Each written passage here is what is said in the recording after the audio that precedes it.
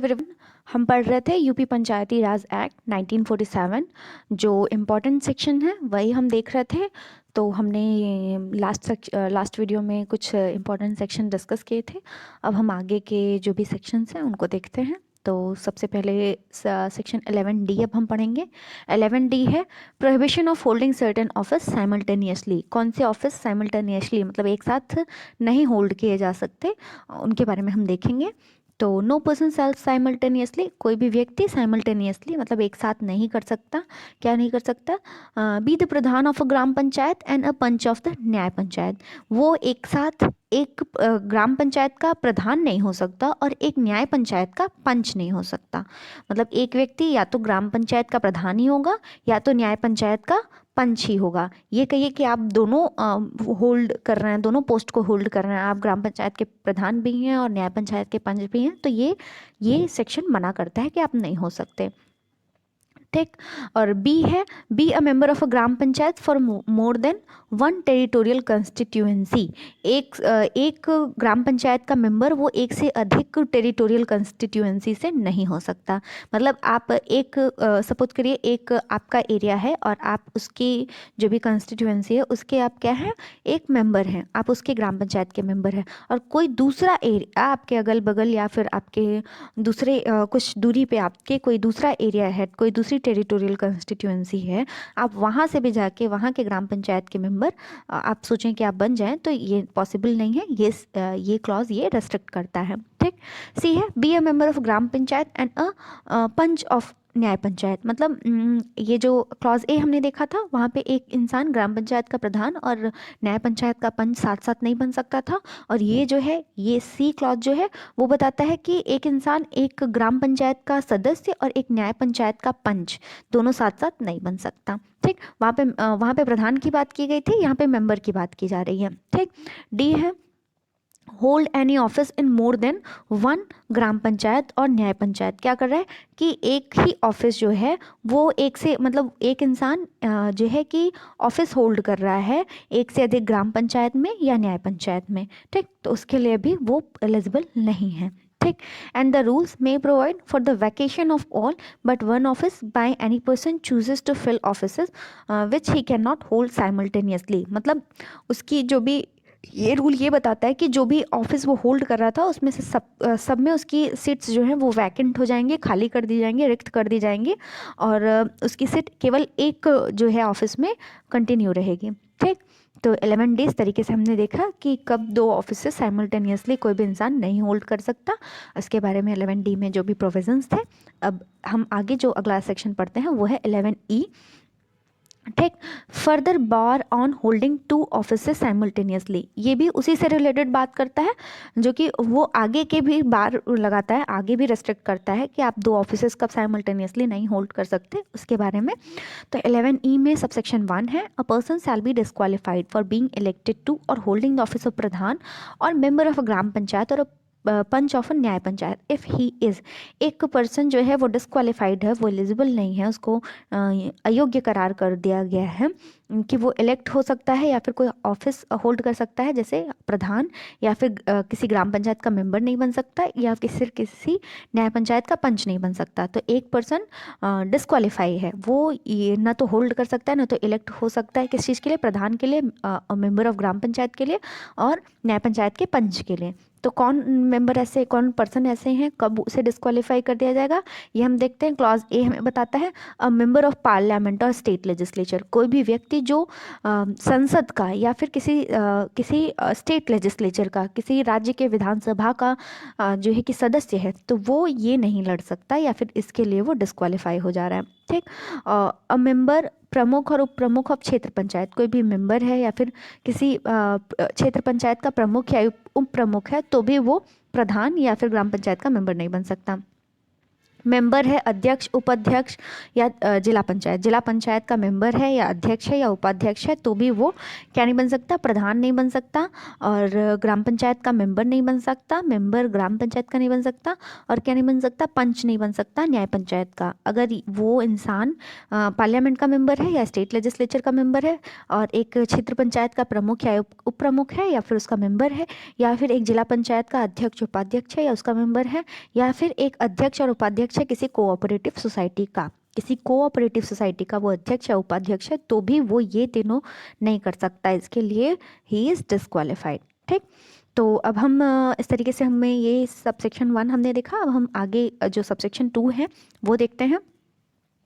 A person shall cease to hold any office of pradhan or member of the gram panchayat or panch of nyay panchayat as the case may be if subsequently he is elected to any office, any of the office mentioned in clause A to D of subsection 1 with effect from the date of such subsequent election, and a casual vacancy shall thereupon occur in the office of such pradhan or member of panch as the case may be।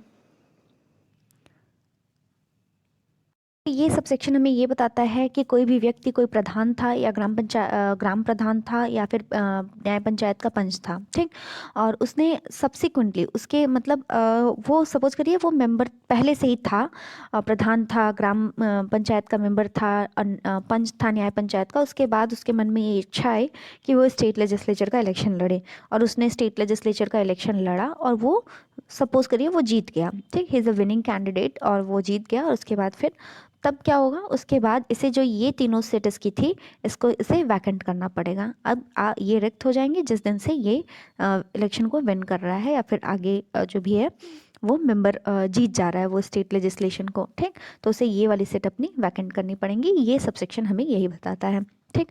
Subsection 3 अब हम देखते हैं। Notwithstanding anything contained, if the first election held after the commencement of the Uttar Pradesh Panchayati Laws Amendment Act 1994 to constitute panchayat at the village, khand and district level, a person chooses member of panchayat at 2 or more levels, he shall submit his resignation from all but one of these seats within 60 days of the date of declaration of the result of the election, or if the declaration of the result of election in respect of panchayat at the set 2 or more levels has been made on different dates within 60 days of the last of such date, and in the event of failure to so resign, sits in all the panchayat except the seat in the highest level amongst the panchayat to which he has been elected shall be deemed to be vacant। मतलब क्या है कि वो जो इंसान था वो जो पहला इलेक्शन जो हुआ, जो भी पहला इलेक्शन जो हुआ मतलब ग्राम पंचायत, न्याय पंचायत और ये इसके लिए जो इलेक्शन हुआ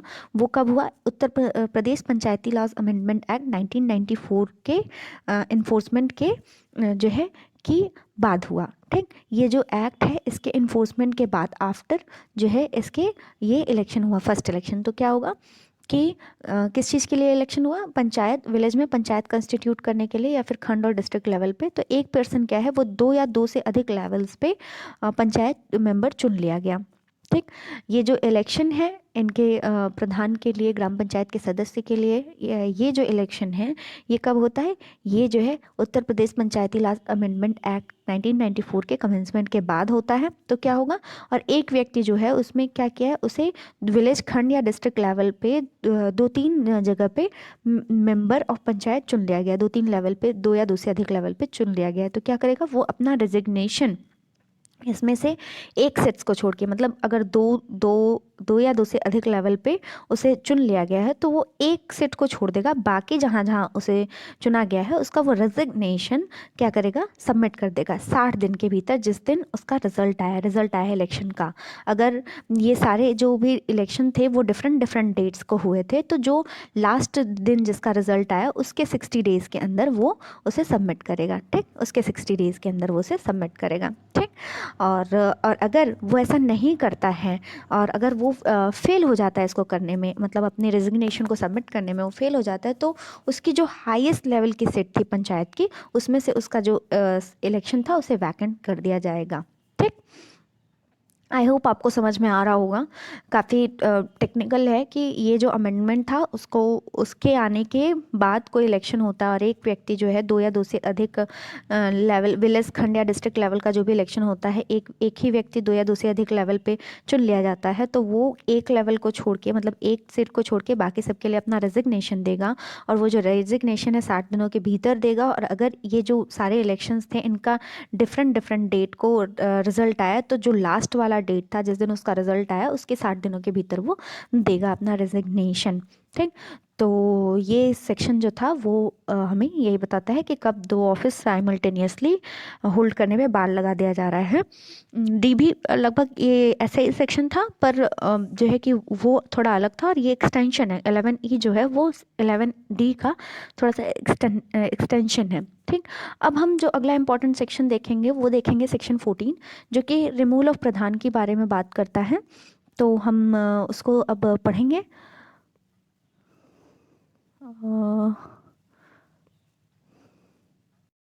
इलेक्शन ऑफ प्रधान पढ़ने से रिमूवल ऑफ प्रधान पढ़ने जो कि सेक्शन 14 में, उसको पढ़ने से पहले हम 11B पढ़ेंगे, इलेक्शन ऑफ प्रधान, कि प्रधान का इलेक्शन कैसे किया जाता है।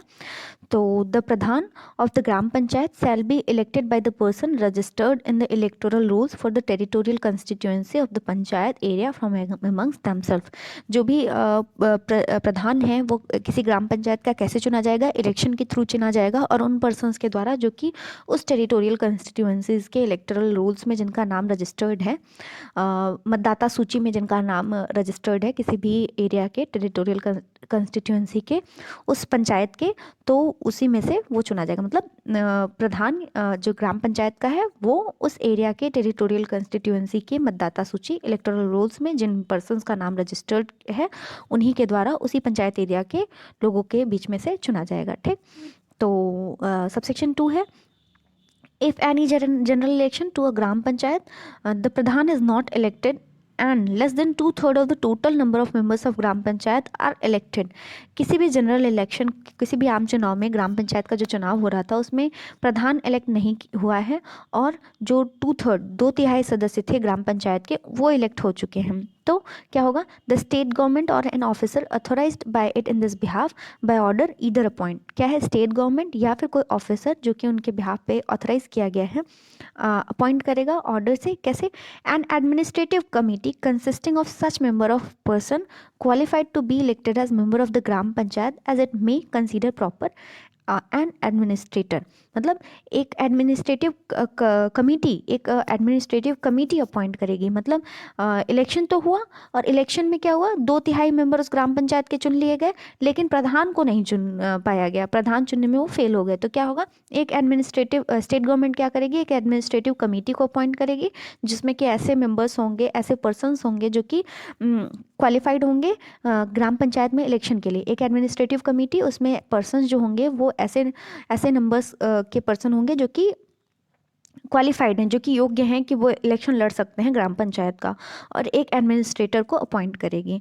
मतलब ग्राम पंचायत का चुनाव हुआ, 2/3 मेंबर अपॉइंट हुए पर प्रधान का ही इलेक्शन नहीं हो पाया, प्रधान ही अपॉइंट नहीं हो पाया, तो एडमिनिस्ट्रेटिव कमेटी और एक एडमिनिस्ट्रेटिव को अपॉइंट करेगी स्टेट गवर्नमेंट। ठीक, और 3 सबसेक्शन 3 हमें बताता है, the members of administrative committee और administrator shall hold office for such period not exceeding 6 months as a state government में specify in refer to subsection 2। मतलब जो एडमिनिस्ट्रेटिव कमेटी या एडमिनिस्ट्रेटर जो कि अपॉइंट किया गया था स्टेट गवर्नमेंट के द्वारा सबसेक्शन 2 में, वो कितने टाइम के लिए ऑफिस होल्ड करेंगे, कितने टाइम के लिए वो अपना ऑफिस होल्ड करेंगे, वो 6 मंथ 6 महीने के लिए अपना ऑफिस होल्ड करेंगे, या फिर जो भी ऑर्डर मेड किया है, का ऑर्डर दिया है स्टेट गवर्नमेंट ने सबसेक्शन 2 में, उसके तहत जो भी पीरियड उन्होंने स्पेसिफाई किया है उस पीरियड के तहत या फिर 6 मंथ के तहत। ठीक, और सबसेक्शन 4 बताता है, on the appointment of an administrative committee or the administrator, administrative committee या administrator के appointment के द्वारा subsection 2 में,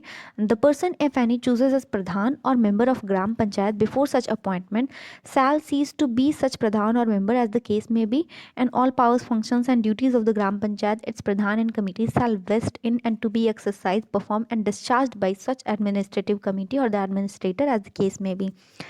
जो है कि ये सब सेक्शन हमें बताता है कि जब एक एडमिनिस्ट्रेटिव कमेटी या एक एडमिनिस्ट्रेटर को सबसेक्शन 2 में अपॉइंट किया गया है, तो जो पर्सन प्रधान या मेंबर ऑफ ग्राम पंचायत चुने गए थे इस अपॉइंटमेंट के पहले, इस एडमिनिस्ट्रेटिव कमेटी या एडमिनिस्ट्रेटर के अपॉइंटमेंट के पहले जो भी मेंबर ऑफ ग्राम पंचायत चुने गए थे, या फिर जो भी प्रधान, या सपोज करिए किसी को चूज़ किया गया था कि इसको बनाया जाएगा, पर वो बन नहीं पाया क्योंकि इलेक्शन में प्रधान नहीं इलेक्ट कर पाए गए। तो जो एडमिनिस्ट्रेटिव कमेटी या एडमिनिस्ट्रेटर अपॉइंट किए गए हैं उनके पास जो ये भी मेंबर ऑफ ग्राम पंचायत थे या फिर अपॉइंटमेंट के पहले प्रधान थे, उनकी सारी पावर जो है कि पावर फंक्शंस ड्यूटी उस ग्राम पंचायत की, उनके प्रधान, उनकी कमेटी की जो भी है, सब अब किसके द्वारा डिस्चार्ज की जाएगी? एडमिनिस्ट्रेटिव कमेटी या एडमिनिस्ट्रेटर के द्वारा। बेसिकली जो मेंबर ऑफ ग्राम पंचायत थे, जो भी प्रधान थे, उनके पास अब कोई पावर नहीं है, उनकी सारी पावर ये एडमिनिस्ट्रेटिव कमेटी एक्सरसाइज करेगी। ठीक, तो सबसेक्शन 5 जो है वो है द एडमिनिस्ट्रेटिव कमेटी और the administrator shall be deem to be duly constituted under gram panchayat for the purpose of this act. इस एक्ट के पर्पज़ के लिए एडमिनिस्ट्रेटिव कमेटी और एडमिनिस्ट्रेटर को ऐसा माना जाएगा कि वो ड्यूली कंस्टिट्यूट किए गए हैं इस एक्ट के पर्पज़ को फुलफिल करने के लिए। ठीक, provided that if at any time after the appointment of the administrative committee administrator under subsection 2 किसी भी समय इस एक्ट के तहत एडमिनिस्ट्रेटिव कमेटी या एडमिनिस्ट्रेटर के अपॉइंटमेंट के बाद क्या होगा? The state government is satisfied that there is no difficulty in duly constituting the gram panchayat. State government जो राज्य सरकार है वो इस बात से संतुष्ट हो जाती है कि ग्राम पंचायत को कंस्टिट्यूट बनाने में अब कोई डिफिकल्टी नहीं है, सारी जो भी समस्याएं थी उनका समाधान हो गया है।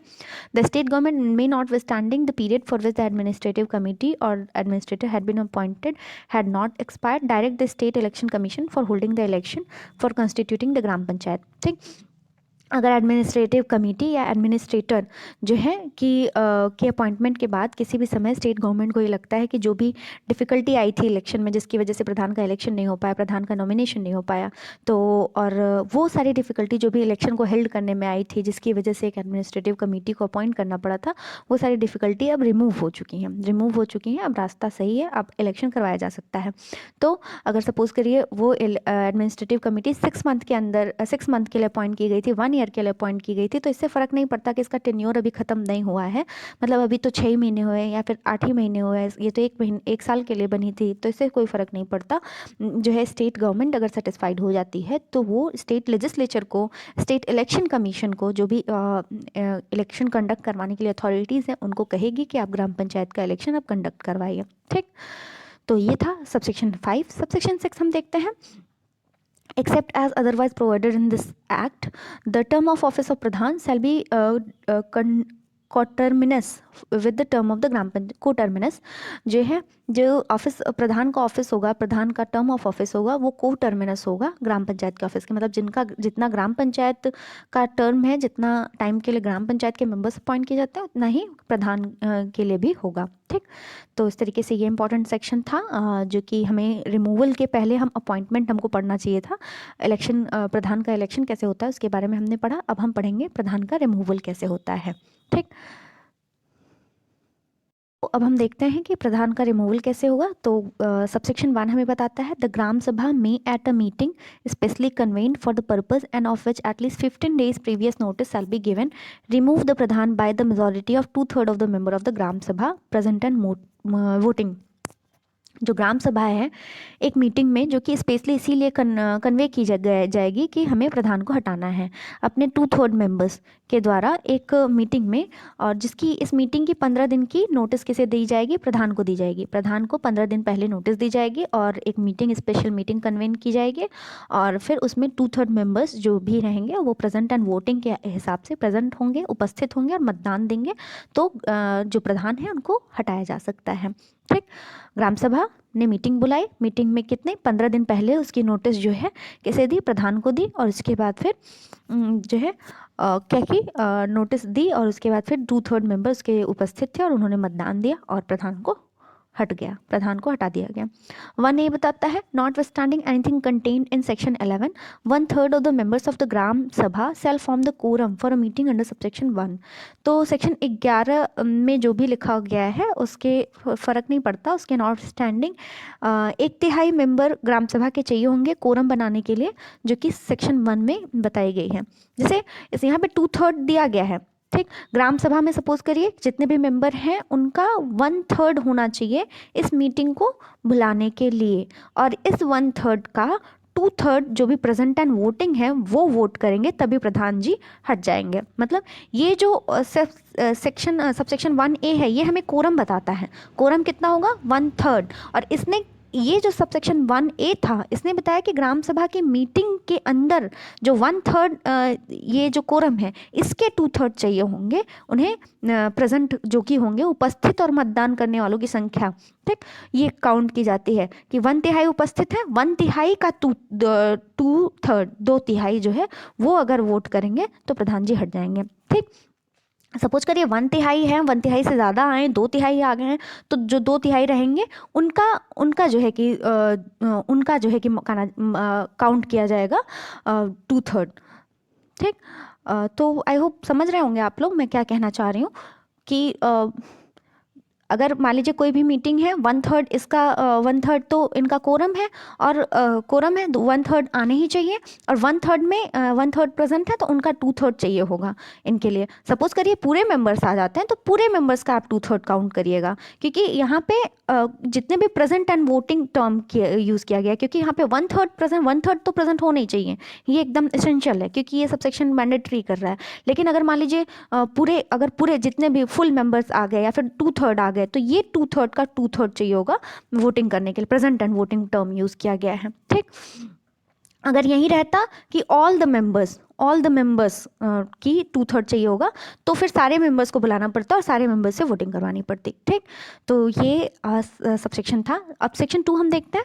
Subsection 2, a meeting for the removal of Pradhan shall not be convened with in 2 years of his election. बेचारा नया नया आया, 2 साल जब तक उसके इलेक्शन को पूरा नहीं होता है तब तक आप उसके को हटाने के लिए मीटिंग नहीं बुला सकते। सोचिए अभी इलेक्शन हुआ और वो न्यूली उसने नया नया आया, उसने ऑफिस में घुसा और उसके बाद तुरंत आप उसको हटाने के लिए ग्राम सभा लेके आए, जो भी रेजोल्यूशन है, जो भी मीटिंग करवाए, तो दिस इज ये मना किया गया इस सेक्शन के तहत। क्योंकि आप 2 साल में उसके काम को देखो कि वो कैसे काम कर रहा है, क्या कर रहा है। अगर 2 साल में आपको लगता है कि नहीं उसका काम करने का तरीका सही नहीं है वो, तो आप बुला सकते हैं, लेकिन 2 साल के अंदर आप उसकी अपॉइंटमेंट के 2 साल के अंदर आप नहीं ला सकते। ठीक, सबसेक्शन 3 हमें बताता है, if the motion is not taken up for want of quorum और fails for lack of requested majority at the meeting, no subsequent meeting for the removal of the same pradhan shall be convene within 1 year of the date of his previous meeting. मतलब एक meeting आपने बुलाई, ग्राम सभा ने एक meeting बुलाई और उस मीटिंग में जो भी मोशन था रिमूवल के लिए, प्रधान को हटाने के लिए मोशन था, यही मोशन था, इसी पर्पज से वो मीटिंग बुलाई गई थी, लेकिन वो फेल हो जाती है। ये जो रेजोल्यूशन था ये इनका फेल हो जाता है, पास नहीं हो पाता है। किस लिए पास नहीं हो पाता है? क्योंकि कोरम नहीं था। कोरम कितना होना चाहिए? 1/3 होना चाहिए, कोरम नहीं था। या फिर मेजॉरिटी जो इन्हें 2/3 चाहिए थी, ये मेजॉरिटी इन्हें नहीं मिली, या फिर किसी भी तरीके की वजह से जो है कि वो पास नहीं हो पाए, तो क्या होगा? जो सब्सिक्वेंट मीटिंग है आप फिर से उसे रिमूव करने के लिए जो मीटिंग होगी, आप इस जो मीटिंग आपने कंडक्ट करवाई उसके 1 साल के अंदर आप नहीं लेंगे, उसके 1 साल के बाद ही आप ऐसी कोई मीटिंग फिर से कंडक्ट करवा सकते हैं। ठीक, सबसेक्शन 4 बोलता है, subject to the provision of this section the procedure for the removal of a pradhan including that to be followed at such meeting shall be such as may be prescribe. मतलब ये जो भी प्रोविज़न है इस meeting में, कैसे proposal रखा जाएगा, कैसे वोटिंग होगी, ये सारे जो प्रोसीजर हैं प्रधान के रिमूवल के लिए वो क्या होंगे? ऐसे प्रोसीजर फॉलो किए जाएंगे जैसे कि प्रेस्क्राइब्ड हो। इस जो भी प्रेस्क्राइब किया गया हो आप उसको फॉलो करिएगा। ठीक, तो ये सेक्शन 14 था जिसमें कि प्रधान के रिमूवल के बारे में हमने बात की। अब आगे के जो भी इंपॉर्टेंट सेक्शंस हैं वो हम अगले लेक्चर में देखेंगे। Thank you so much.